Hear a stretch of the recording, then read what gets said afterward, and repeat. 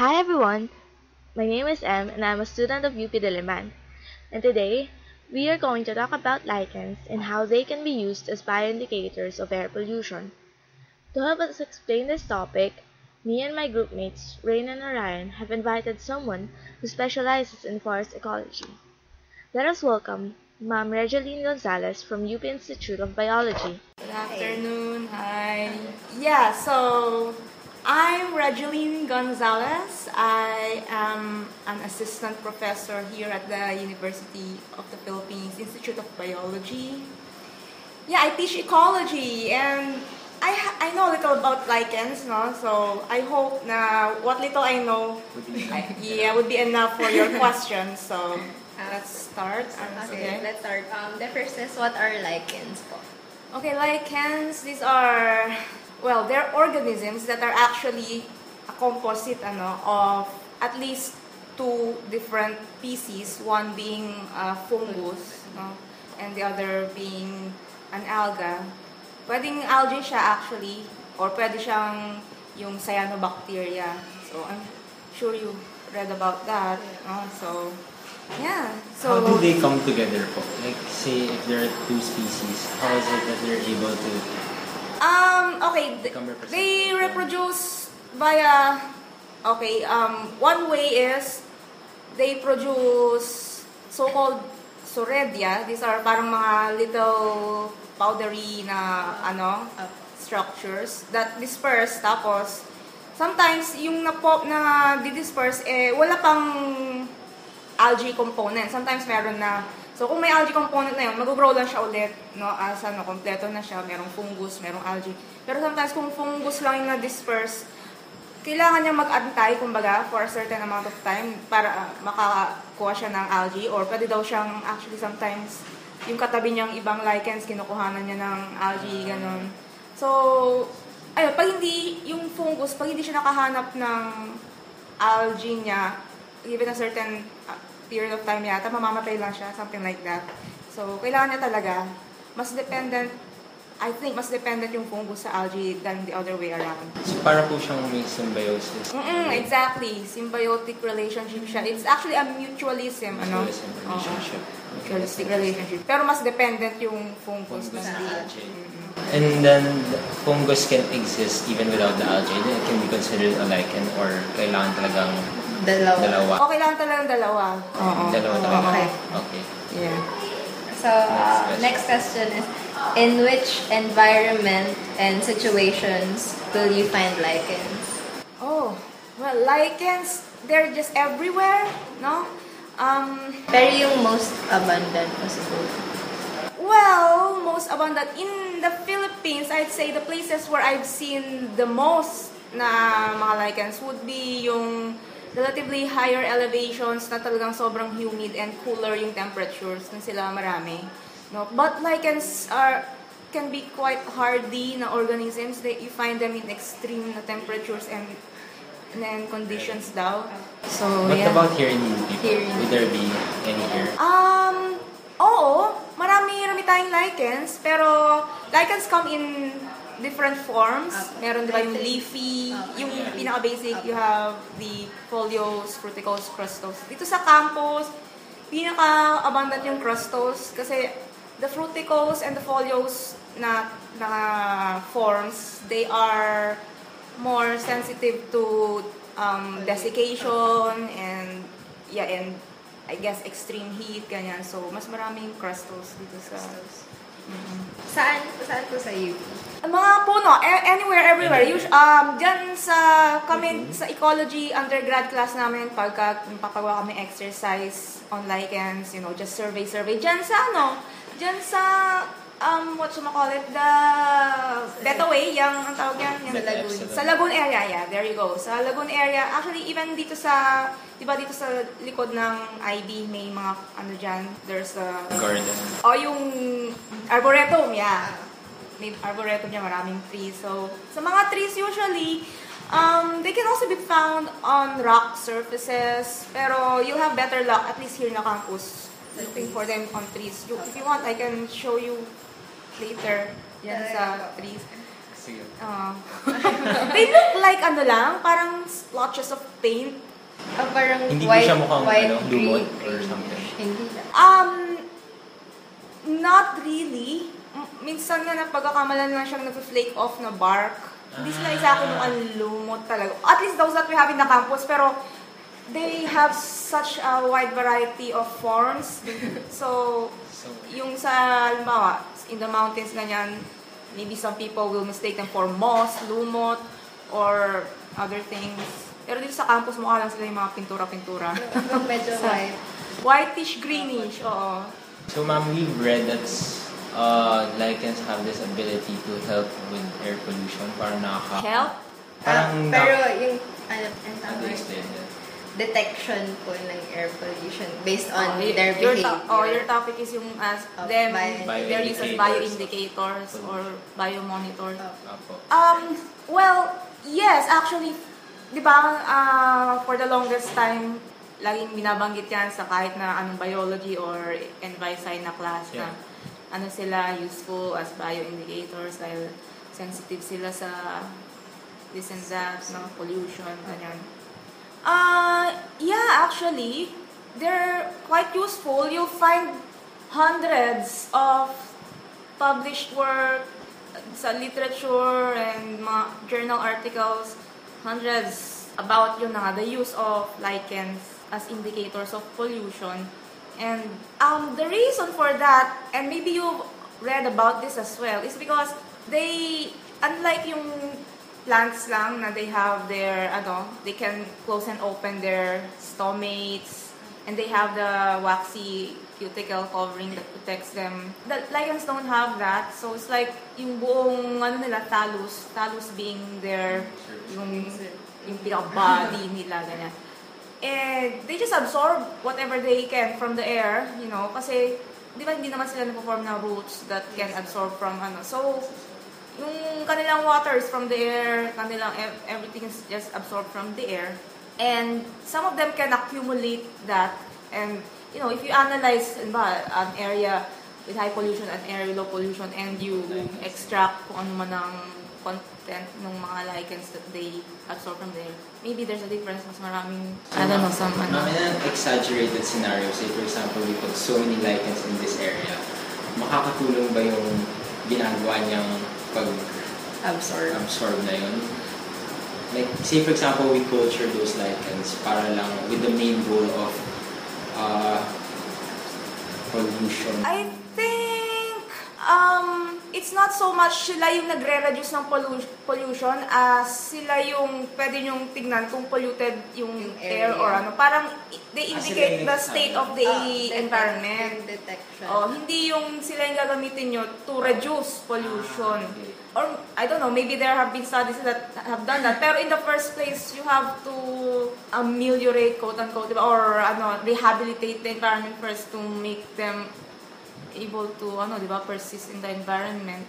So, they indicate na nag-decrease na yung kanilang population, or, di ba, tinitingnan din yata ng mga, those that study those things, tinitingnan nila yung amount of photosynthesis, amount of kung ano-ano mga hormones nila. Titingnan kung decrease yung mga yon. And decrease of certain things that these lichens produce actually indicates the breakdown of yung symbiosis nila. So, nagkakandamatay sila.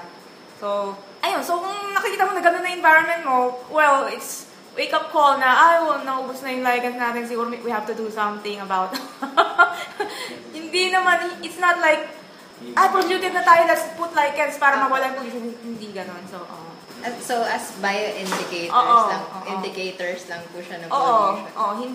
Hindi siya yung gagamitin mo to rehabilitate the environment. Or although maybe, I don't know, kung may potential, pero I never really read much about that. Ang mas na babasa ko is about yung pagiging bioindicator niya. So, kasi ma'am, ang focus po namin is syempre dito sa UP. So, ang objective po namin is kung yung behavior po ng lichens sa around oval. As to see if yung mga sasakyan po is too much or yung air pollution nga po dito sa campus para to raise awareness by using lichens. Medyo tricky. Medyo tricky yung pag-ano niyan eh. Kung ba pag-establish na ano nga talaga. It's actually the pollution and not other things like, yun na nga, dahil nga mainit din talaga sa urban areas or dahil nga, ano rin, sobrang manicured yung, di ba, yung ating environment, di ba, pinuputol mo lang yung mga nag-grow na grass, di ba, na hindi naman inaalaw na mag-grow sila in a natural setting. So, it's hard to really establish kung it's the pollution ng vehicle yung nagkakos nung those things in the, yung changes in your lichens. But maybe, you can establish, yung, ang pinaka-control mo, I guess, would be areas in the campus that have less vehicles, and then you check, compare mo yung areas in the campus that have more vehicles that pass through, because maybe may comparison sila.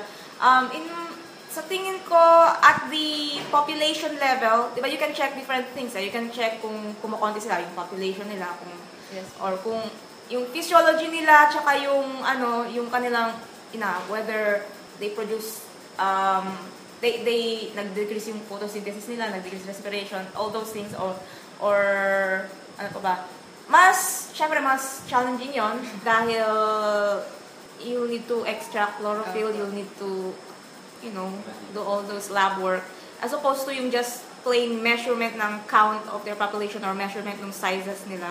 So, in terms of yung, yung sizes and population, the exercise that my students in undergrad ecology do, I think medyo may na-detect naman somehow. What they did was they looked at yung lichens dun sa mga trees around Akad Oval and trees dun sa mas interior na part, no? Pero if I remember right, hindi ganun ka-significant yung difference in terms of diversity and population nung mga lichens. Mahirap din eh dahil for all we know parang all pervasive na yung yung pollution or sa campus, or hindi naman, kumbaga, yung areas in the campus that have supposedly more pollution than those that don't, parang baka apparent lang yun sa atin, pero totoo lang dahil, air, flow lang naman siya.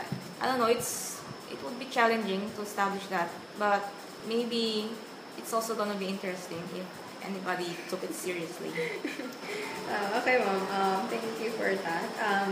Next question po is, may benefits po ba yung presence ng lichen sa isang community or environment? Okay, so other than their potential as bioindicators, They look pretty or something? that's one, yeah. They look pretty. They make the trunks of the trees look aesthetically pleasing. Benefits, siguro not so much in an urban setting kasi maybe the other living things that depend on them, hindi mo na rin naman makikita sa city. Kasi halimbawa in their natural settings, like, I don't know, marami sila, sa forest or even sa sa mga Arctic tundra, ganun, di ba? Kinakain sila ng some animals, some insects, some snails, depend on them. They like eating them, yeah, and they actually help in yung succession, ecological succession, kasi they're the first ones that colonize places na nothing can live there. Sila lang kasi they're small and they don't need soil to get nutrients, no? So they're the first ones to start living there. Once dumating sila doon, may mga darating na organisms that can eat them. So, in ecological succession from yung simple na community hanggang sa climax community, sila yung nagsisimula ng lahat. So, they're very important, no? Ecologically and yung kanilang interactions with other living things. Dito lang sa urban areas, I don't know if if there will be like a huge impact if they all disappeared or not. Kasi I'm not sure if there are still those, although that would be interesting, no? See if there are actually insects or snails or whatever that depend on lichens to survive in such a setting as the UP campus. Pero, yun, like I said, dahil nga hindi na natural yung ating dito, maybe yung kanilang importance ecologically would be mostly due to yung kanilang pagiging bioindicators. Yeah. Pero, ayun na, dahil we don't know a lot, no? There's actually we know very little talaga, kaya hindi natin alam kung ano pa talaga important sila. Pero they're part of course, are the ecology of the campus. So, I'm sure if someone actually tries to find out, no, they'll find that maybe, yeah, they serve some important role to some organism. Ganyan. So, yeah. Okay po. Yung last na lang po is, ano po yung mas effective na pang-detect ng air pollution? Kung lichens po ba or yung man-made equipment? Mas effective. Also cheaper. Okay. Yung mas efficient. I don't know kung magkano kasi mga na yan, mga man-made na sensors or whatever. But even kasi yung pag-detect ng ng pollutants in the lichens themselves, it costs money rin. So you have to collect them and then bring them to yung labs where you pay din talaga. So in my opinion, siguro kung if it's just yung for yung kay serious na monitoring ba kailangan talaga ng equipment or something. Pero ito yung opinion ko lang yun kasi I'm not an expert. Pero for yung siguro parang occasional na lang na you see monitoring lang na parang every few years ganyan. So baka pwede na yon yung lichens and see kung anong nag-accumulate sa kanila ng mga pollutants. Pero may mga nabasa rin ako na they're not even the most there are some places na they studied lichens, mosses, and other things and found that, was it mosses or something else na they're even better at showing that yung indicating kung mas polluted ba yung based on yung things that accumulate. Alright, ma'am. So, I'm sorry. I don't know why you chose to interview me. I'm not an expert. Ang dami po namin nalaman. Okay, Sama. Good luck sa inyo. Thank you very much, ma'am. We certainly have learned a lot from you today. So, our group chose lichens as a research topic because we know so little about them. Most even just disregard them as unimportant paint splotches on trees. But it will help people a lot, especially the UP community, to learn more about these because lichens can help with early detection of environmental problems such as air pollution. And once we know there's an increase in air pollution, especially in our campus, measures such as regulating vehicular use may be implemented. So guys, this is the end of our podcast. We hope you have learned a lot from this. Once again, we are students from Group 10 of Environmental Science 1 WFR. For more information about lichens, feel free to visit our blog, group10-lichens.tumblr.com. You can find the link in the description box below. Thanks for listening!